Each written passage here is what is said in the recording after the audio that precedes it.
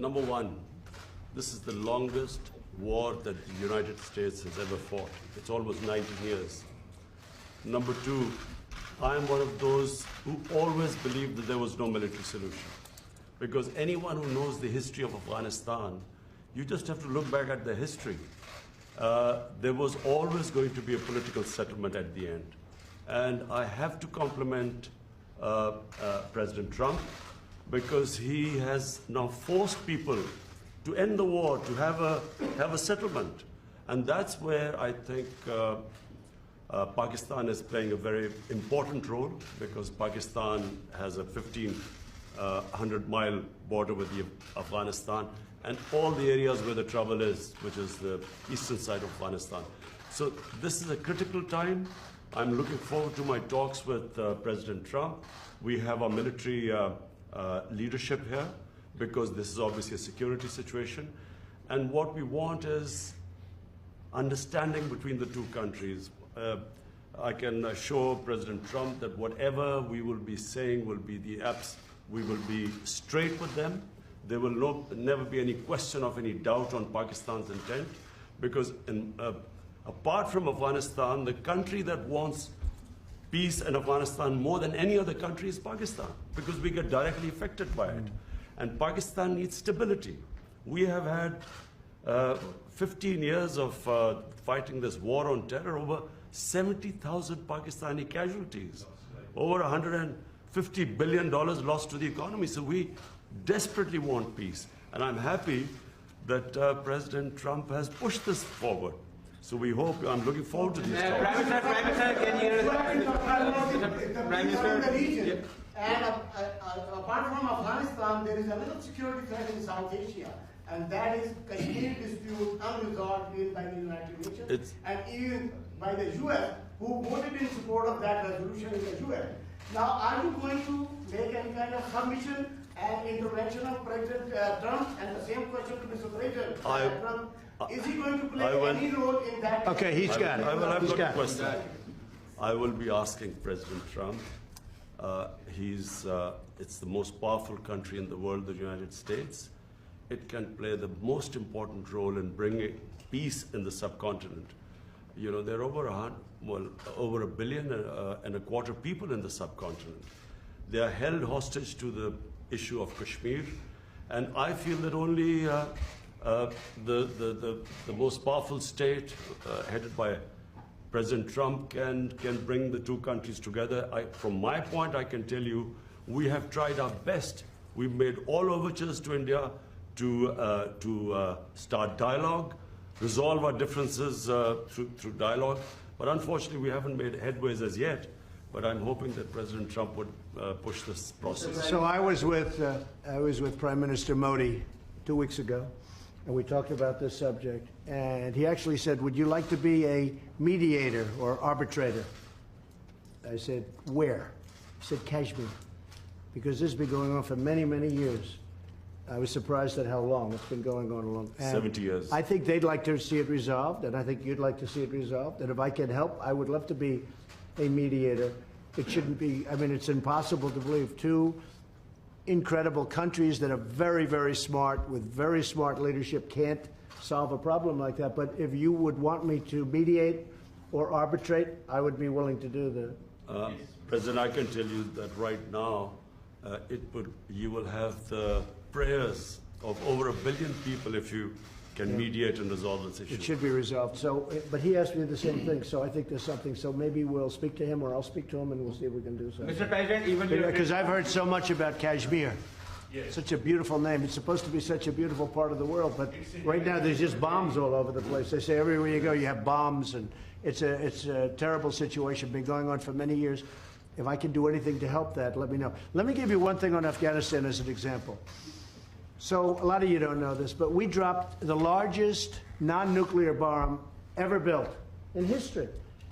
We dropped it in Afghanistan. We were getting ready to make many of those bombs. This left a hole that was, it took out a lot of the tunnels and everything else, but it left a hole in the earth that looked like the moon. It looked like a crater from the moon, still there. Nobody's ever seen anything like it. People heard it 15 miles away. They said, what was that? It shook the earth. Non-nuclear, the largest ever made by far. And they were going to make many of them. And I said, no, we don't have to. I don't want to drop that. I don't want to do that. So many easy solutions. That's actually the easy solution. And they'd come in and they'd say, let's have peace, but you don't have to do that. I think we're going to be very successful without having to go that route. And I have tremendous confidence in the Prime Minister. All right, one or two more. Go ahead. Go ahead, please. This is the name of America. Are you going to raise the issue of Turkish treaty with Yamin Khan? And here, question to you regarding the freedom of the press in Pakistan. There are a lot of curbs on the freedom of press, on the media, on the journalists. Can you comment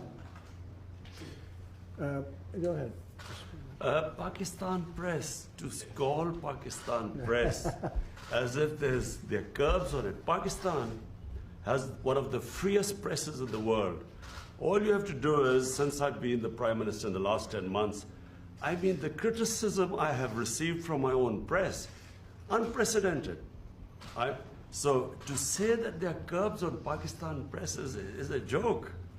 Mr. When you say unprecedented, Mr. it Prime can't, Minister, wait a minute, wait. There's even no more than way you. you're treated worse than I am. Mr. Prime Minister, yes, you are fighting, Mr. Prime Minister.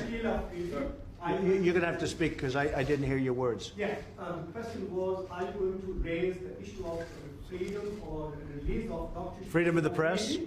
Dr. Freedom. Oh, yes. The doctor who helped.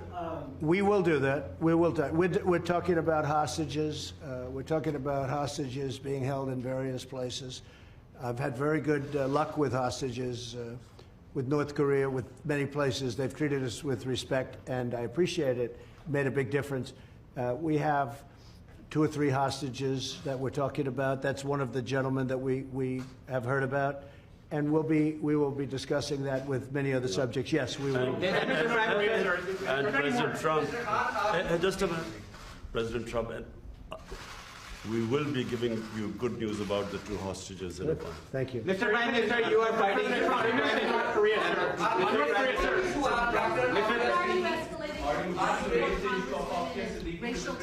I'll tell it in a second. Go ahead. Ask it again. On your tweets, why are you escalating your feud with the 4 congresswomen and racial tensions and so forth? Well, I think they're very bad for our country. I really think they must hate our country. I think the 4 congressmen we're talking about, the congresswomen, what they've said about Israel, what they've said about our country, when they talk about disgusting people, when they talk the way they talk, when the one mentioned that brown people should speak for brown people and Muslim people should speak for Muslim people, and you hear all this, it's not what our country is all about. No, I think they're very bad for our country. I think they're very bad for the Democrat Party. I think you see that. And they're pulling the Democrats way left. Nobody knows how to handle them. I feel they're easy to handle. To me, they're easy to handle because they're just out there. They're very bad for our country, absolutely. No,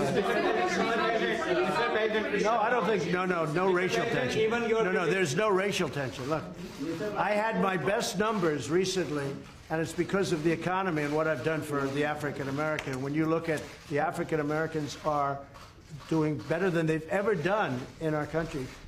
We're creating numbers. Look at the poverty numbers. Look at so many different, look at the unemployment numbers, the best they've ever had.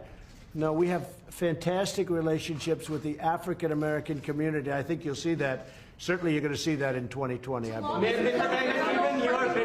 Even your critics say that you are going to win the 2020 elections, and you are obviously very confident about that. Same thing with Imran Khan. Sir, you are also having a big war against corruption in Pakistan. So can you just give us a little comment on that? Well, I think he's going to win, and I think what's going to happen, of course, he's got a little ways to wait. But I'll go over, I'm going to campaign for you. I'm going to help him win this game. Sir, war against corruption, can you please comment on that?